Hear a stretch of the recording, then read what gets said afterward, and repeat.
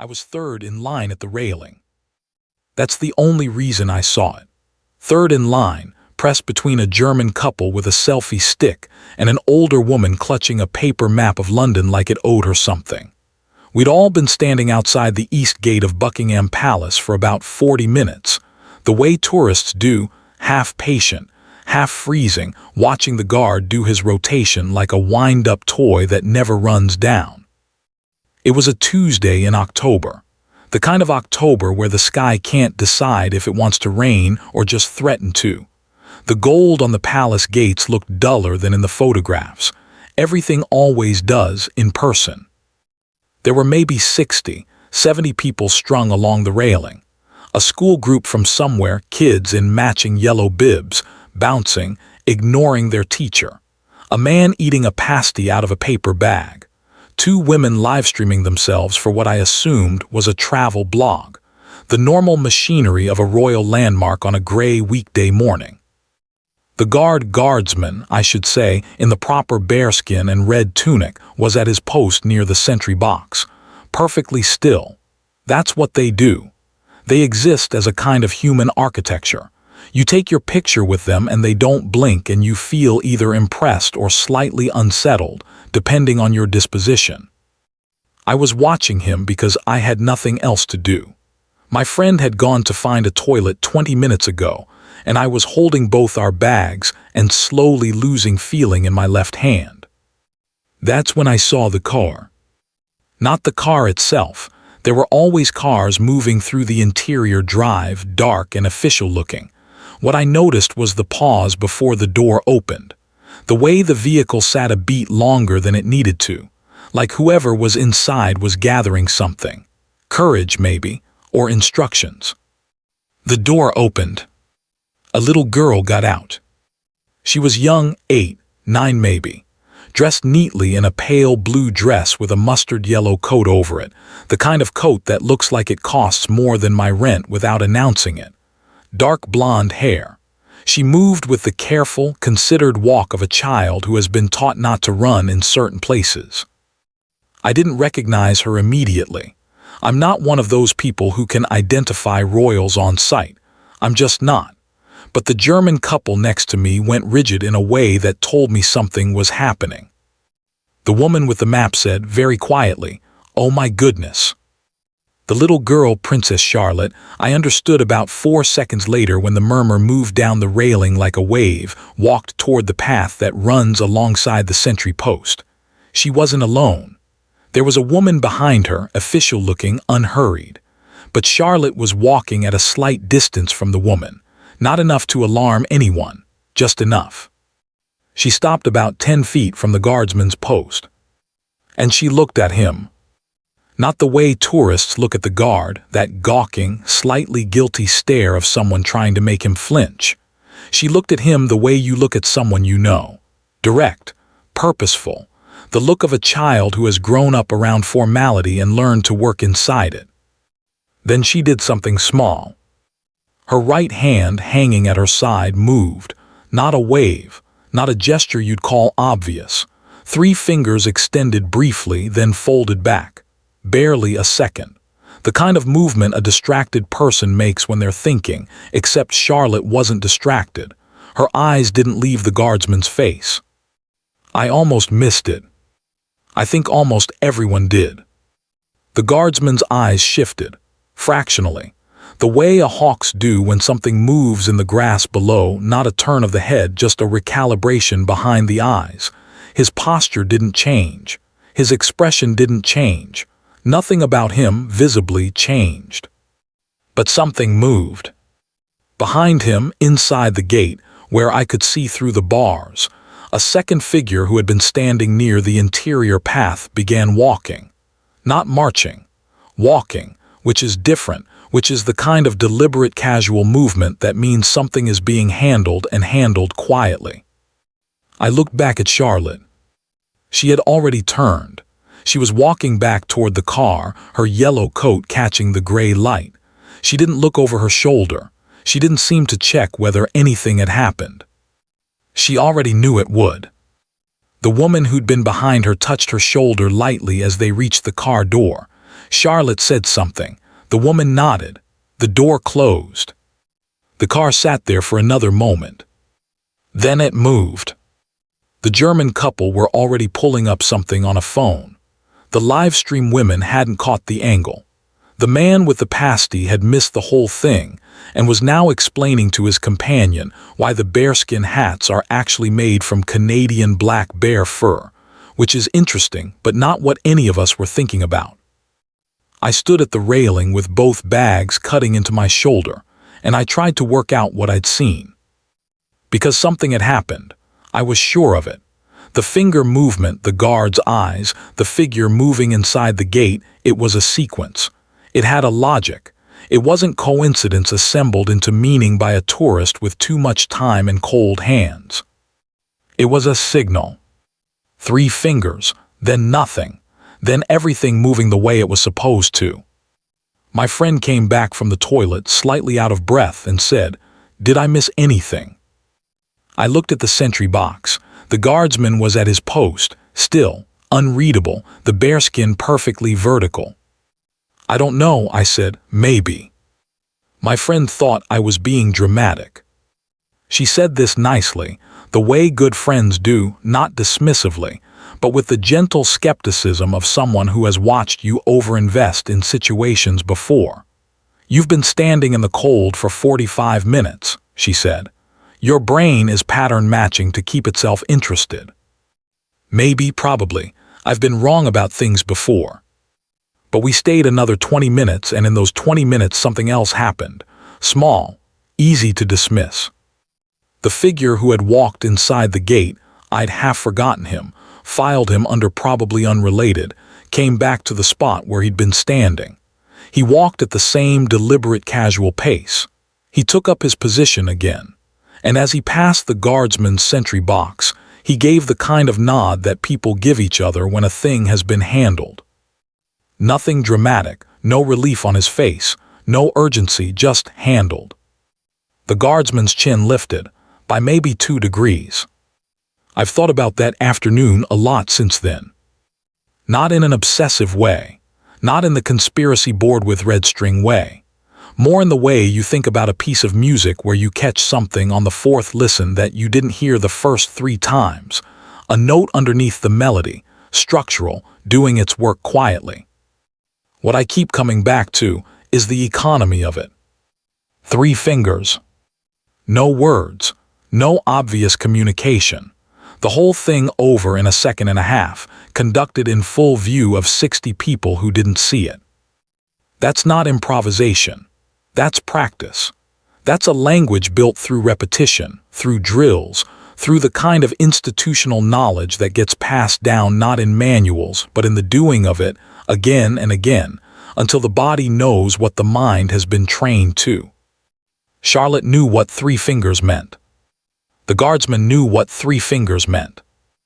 And what I keep thinking, what I can't quite let go of, is that a child who knows a signal like that, who uses it with that kind of calm, has grown up understanding something most of us never have to learn. That protection is a conversation, not a wall, a conversation. She didn't point at a threat. She didn't shout. She didn't escalate a moment into the kind of scene that draws cameras and creates exactly the vulnerability you're trying to close. She used the smallest possible unit of communication to move the right people into the right place, and then she walked back to the car like a 9-year-old returning from a perfectly ordinary pause on a perfectly ordinary Tuesday. Whatever she had seen, whatever had made that small hand move, I didn't see it. That's the part that stays with me most. A retired police officer I know, someone who spent years on close protection detail before moving into private security, told me once that the mark of a good protective operation is that you never see it working. The visible stuff, the earpieces, the vehicles, the uniformed presence, that's deterrence. That's for show in the best possible sense. The actual protection, the mechanism underneath, runs below the surface. By the time you see us react, he said, something has already gone wrong. Charlotte's signal, if I'm reading it right, means nothing had gone wrong yet. She saw something that made the hair on her arms stand up, the wrong person standing too still, a face she'd been trained to recognize, a gap in the coverage she'd been taught to notice, and she communicated it before wrong became dangerous. 9 years old. My friend, when I explained all of this to her later over tea, sat with it for a moment. "So she's been trained," she said finally. "Yeah. To notice things and report them without making a scene." "I think so." She wrapped both hands around her mug. I don't know if that's remarkable or heartbreaking." I didn't have an answer for that. I still don't completely. Both, I think. The way a lot of things about certain lives are both at once remarkable and heartbreaking, running parallel, neither canceling the other out. I looked up the detail of the Royal Guard's protocols when I got home that night. There's a lot written about the ceremonial elements, the bearskins, the march, the changing of the guard, and comparatively little written about the operational elements, which makes sense. You don't publish your security doctrine in a place where people can read it. But there are things you can piece together. The guard is not merely ceremonial, hasn't been for a long time, maybe ever. They carry weapons. They are trained to respond. The stillness is not passivity, it's readiness wearing a costume. And the royal family, the children especially, are educated in awareness from an age that would surprise you. Not paranoia. Awareness. The difference between the two is the difference between a child who flinches at every sound and a child who catalogs sounds, files them, and knows which ones belong. Charlotte walked back to that car like she belonged to the second category. I'm fairly sure she does. The thing about the yellow coat, the mustard yellow coat, technically, the color of something warm and domestic, is that it keeps appearing in my mind at odd moments. A child in a yellow coat should be a child in a yellow coat, running, scuffing shoes, dropping things. The yellow coat exists in a different register than signals and trained guards and the quiet machinery of royal security. But she wore it through all of it, and it didn't seem wrong on her. It seemed like the whole point, that the yellow coat and the three-fingered signal exist in the same body, the same life, without contradiction. Maybe that's what she's being raised toward. Not the performance of normalcy, the real thing running underneath. 6 weeks after that Tuesday, I was back in London for work. Not near the palace. I had no reason to go back, and I'm not the type who revisits places for sentiment. But I ended up walking through St. James's Park on a Friday afternoon because my meeting had ended early and the weather had turned unexpectedly decent. That brief, apologetic warmth that London produces sometimes in late November, like it's trying to make amends. I sat on a bench near the lake, fed the pelicans, which is apparently a thing you can do there and which is genuinely unsettling up close, watched the light go flat over the water. And I thought about the guard again. Specifically, I thought about what it costs to be the thing that doesn't move. Because that's what nobody talks about in all the footage and the tourist photographs and the YouTube compilations of guards stoically ignoring people who get in their faces. The bearskin, the tunic, the locked jaw, that's the image. The icon. What it represents institutionally is straightforward enough. Continuity, discipline, the long, unbroken chain of the thing. But the man inside the uniform had seen something that day. Had received a signal from a 9-year-old and had acted on it in under 30 seconds without changing his expression or breaking his position or giving any watching person a reason to look harder at the situation and make it worse. That requires a specific kind of control that doesn't come from following rules. It comes from having been in enough rooms, enough situations, to know that the most dangerous thing you can do in a tense moment is advertise that you've noticed it. He gave her nothing to work with. Whoever it was, whatever Charlotte had flagged, they would have seen a guardsman at his post, unresponsive, uninterested, the face of a man who has been staring at the same gate for 2 hours and is thinking about his dinner. And while they were watching that face, the mechanism had already moved. There's a word in chess, Zwischenzug, German. It means an in-between move. A move that happens before the expected response, that changes the board before your opponent realizes the board has changed. The guardsman's stillness was a Zwischenzug.